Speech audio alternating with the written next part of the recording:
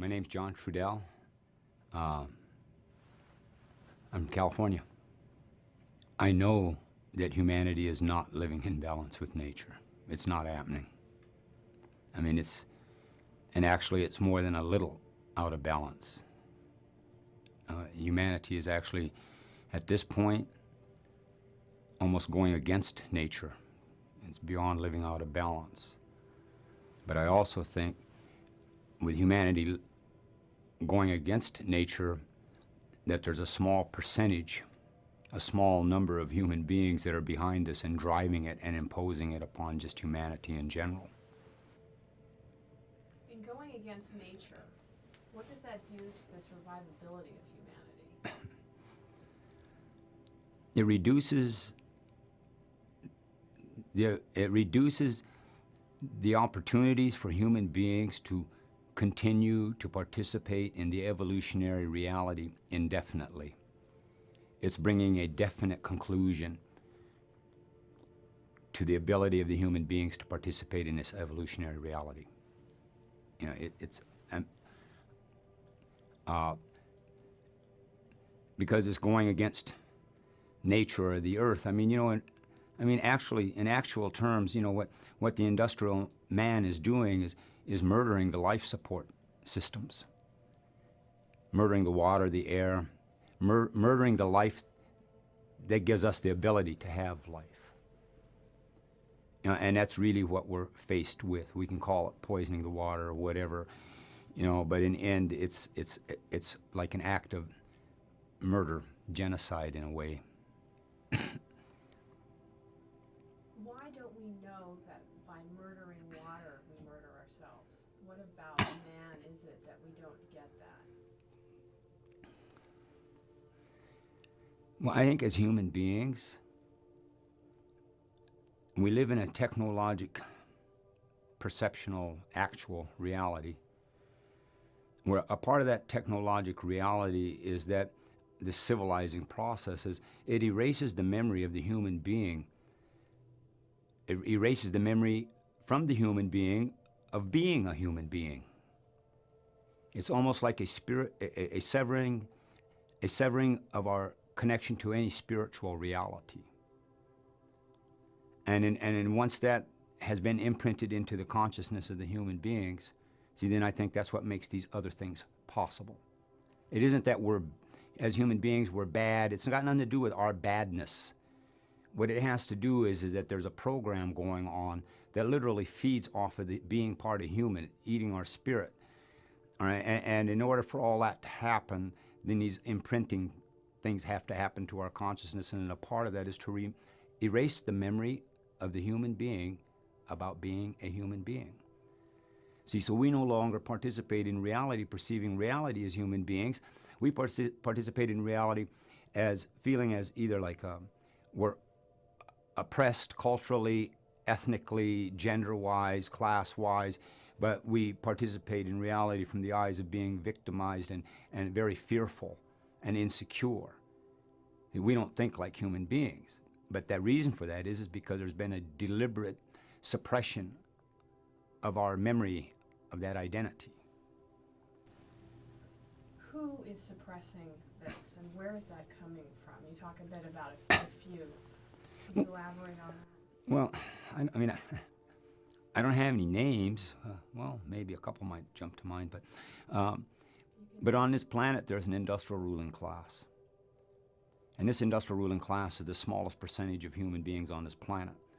And this industrial ruling class, the governments that are created to serve the needs of this industrial ruling class. And one of the needs of this industrial ruling class is they create these governments and to some degree these religions, all right, and these economic systems as a way of controlling the mass of human beings that they're feeding off. Turning, you know, but it's this industrial, you know, what's the percentage of people that own 60% of the resources on this planet? Then we're starting to get to who they are. They do have names. How can we deprogram ourselves? think more, and believe less. You know, and I don't know, I'm not going to call it deprogram ourselves. To me, it's really an issue of how do we recognize ourselves. You know, we need to recognize that we're human beings. Recognize that we're human beings, and our connection to the reality of power is in that identity. Human. Our bone, flesh, and blood, our DNA, we're literally made up of the metals, minerals, and liquids of the earth. We're part of the earth. We're shapes of the earth, like everything of the earth. And we have being, our spirit. You know, and that being comes from our relationship to the sun, sky, universe. Because, I mean, sunlight's literally like the sperm that brings life to the water-bearing womb that is the earth. So this is our being is connected to that. And all things of the earth have being, because we're all made up the same stuff, just arranged differently, and have the same relationship to sun, sky, universe. Being, and we need to, so the reality of our relationship to power and purpose, so to speak, is in that identity. And now, so how do we recognize and get back to that identity? I don't have a specific answer. But the closest I can say to it is that if we would, a part of recognizing of ourselves is that to recognize our intelligence and understand the value of our intelligence. Because as human beings, our ability to access the reality of our power is through clear and coherent use of our intelligence. See, our intelligence, that's the portal how we manifest and access our relationship into the reality of power as humans, is through the use of our intelligence.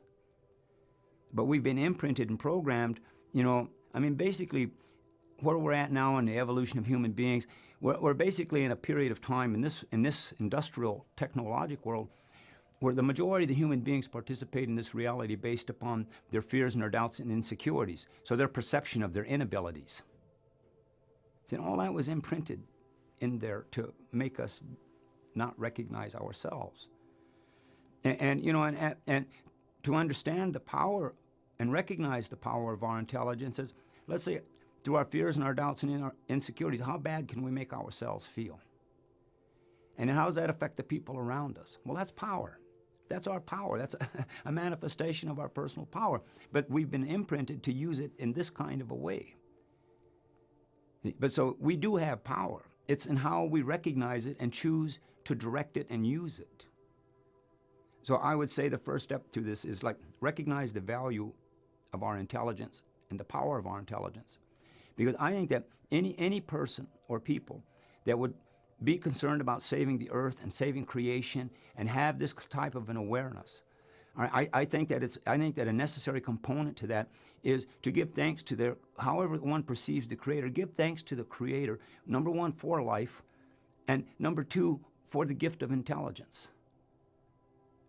To show respect for this, maybe because we need to show respect to our intelligence, and maybe it's a part of our thanks that we give on a daily basis, in a ritualistic way. Because our intelligence, to me, it's like our imagination, our creativity, our thoughts, and then our understanding or misunderstanding, and then our actions is what we manifest. And I think that it's time for us to understand, look at, recognize, and attempt to understand the value of our intelligence, because whatever struggle is ahead of us, if we are to continue to participate in the evolutionary reality as human beings, it's going to take clear and coherent use of our intelligence to do it. Generationally, collectively, individually, but that's what it is going to take. Everything that has ever been done to create these emotional distortions in us has been done to keep us from using our intelligence clearly and coherently.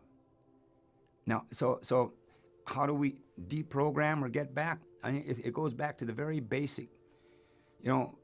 We need to recognize ourselves. We really need to recognize ourselves. Then we can synchronize all the other things in a much more synchronized way. No, I'm listening at it and trying to weave it into what we're talking about, and it's just really powerful as you're saying that. I would love to know from your point of view it's a two-part question, and one's the darker side, which is, I'll do the darker side first, which is... I understand dark. Do you believe that we're approaching a bottleneck, or, you know, the title of this film is The 11th Hour, and a lot of people we're talking to believe that if certain things aren't done quickly, that, you know, a lot of people will lose their lives just from natural catastrophes and things like that. Do you believe that we're at that point from what you see? And if so, how do we get out of this situation? You answered that a little bit in your last question, but... Well, no, I don't believe anything, right? I don't trust the word or the concept.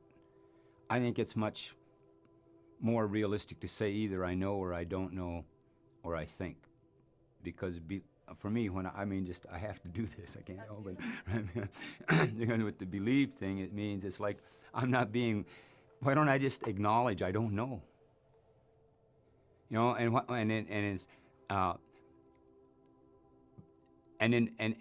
and think about things. See, I think we should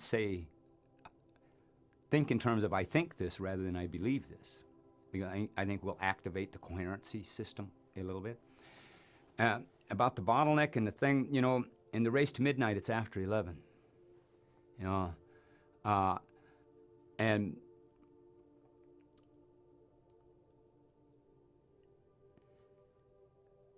and what can be done about it, because it's not that nothing can be done about it, but again, this comes back to how clearly and coherently we use our intelligence. Because I think that, number one, there's no revolutionary solution to anything that we're dealing with. There may be revolutionary stopgaps, but there's no revolutionary solution. It's about, we're a part of evolution. It's an evolutionary reality, so there's an evolutionary solution. I think to head into the direction of this thing, this bad that is coming, I think that we have time. I think that it can be turned around in 2 generations, but it's going to take clear and coherent use of our intelligence to think our way through this, not to emotionally react to the bad guys, because we emotionally react. We end up doing the same old stuff over and over again, and the bad guys just get badder and badder. That seems to be a historical reality. But also a part of that historical reality is that every rebellion that goes on, our cause may be just and right and all of the good, you know, all the pretty flag stuff, right? But in reality, in every situation, we were emotionally reacting by trying to challenge their ways by their rules. We weren't thinking outside of the box. You know, but we've been programmed not to think outside the box because we've been programmed not to like ourselves and be insecure and this and that, so not trust certain abilities that we have. Now, so we have to get past that. I think that it's, you know, it's, if we can just seek to be as clear and coherent with our intelligence as we can, and within 2 generations, see, because that will create answers and solutions to problems that exist that have no answers and solutions. But again, it's about to use, you know, to be as clear and coherent as we can, not emotional reactionaryism, but clear, coherent, responsible, initiated response to what is going on. And you know, because we have, be prepared for this, because there's going to be a lot of, the way that it's headed now, there's a lot of dying coming. Tremendous amounts of dying because the planet is overpopulated, the resources are dwindling, that industrial ruling class, you know, they want what they want to keep what they have. They're on an anti-life destructive course with the future. You know, so for that industrial ruling class and the dwindling resources, environment we're talking about, and in the overpopulation, they need to purge this planet of huge, tremendous numbers of the human population. And they're going to do it. Right? I mean, that's what they're setting it all in motion now. See, so that's where it's headed, and this is why, to me, it's very crucial, because I don't think that time is against us. Time is an ally. The real issue is, are we time's ally? Will we take the responsibility to use our intelligence clearly and coherently, not be overwhelmed by the idea or say, how do I do that, but just head in that direction to think things out.